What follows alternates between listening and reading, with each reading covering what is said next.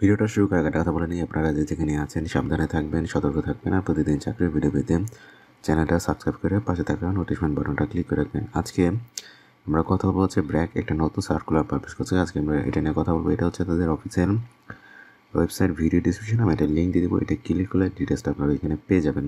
এখানে আসলে দেখবেন ফার্স্টেই জব ডিসক্রিপশনে বলা আছে যে অ্যাসোসিয়েট ক্রিয়েটিভ ডিরেক্টর, এরপরে ডিসক্রিপশনটা এখানে দিয়ে দিচ্ছে এবং কোয়ালিফিকেশনটা এখানে তারা দিয়ে দিছে। আপনারা ডিটেলসগুলো ভালোভাবে পড়বেন। এখানে মূল বিষয় হচ্ছে আমি কোয়ালিফিকেশনটা বলে দিই আগে। এখানে গ্র্যাজুয়েশন হলেই হবে, মানে রেপুটেড ইনস্টিটিউশন থেকে স্যাটিসফ্যাক্টরি একাডেমিক ট্র্যাক রেকর্ড থাকলেই তারা এখানে নিচ্ছে। বাট এখানে একটা প্রবলেম হচ্ছে, এখানে তারা মিনিমাম 8 বছরের এক্সপিরিয়েন্সের কথা বলছে। মানে এই রিলেটেড জব, এই সেক্টরটাতে আপনাকে 8 বছরের এক্সপিরিয়েন্সের কথা বলছে। আর বাকি যে জিনিসগুলো এগুলো তো নর্মালি তারা যেগুলো আর কি কাজ করতে হয় সেগুলো তারা বলছে।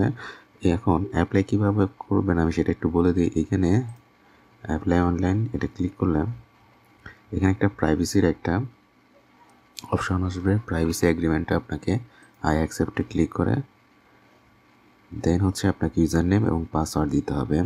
দেন আপনাকে লগ ইন করে অ্যাপ্লাই করবেন। এটা হচ্ছে যাদের অলরেডি অ্যাকাউন্ট করা আছে, আর যাদের অ্যাকাউন্ট করা নাই তারা এখান থেকে নিউ ইউজার এটা ক্লিক করবেন।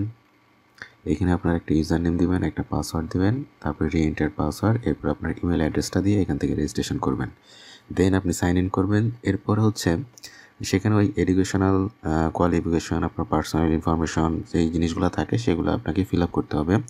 সেই ফর্মটা ফিল আপ করে দেন আপনি অ্যাপ্লাই করবেন। খুব কঠিন একটা বিষয় না, সমস্যা হলে ভিডিও নিজে কমেন্ট করবেন, দেন আমি ওইটা নিয়ে কথা বলে দেবো। তাহলে আজকে এই পর্যন্তই। ভালো থাকবেন। আল্লাহ হাফিজ।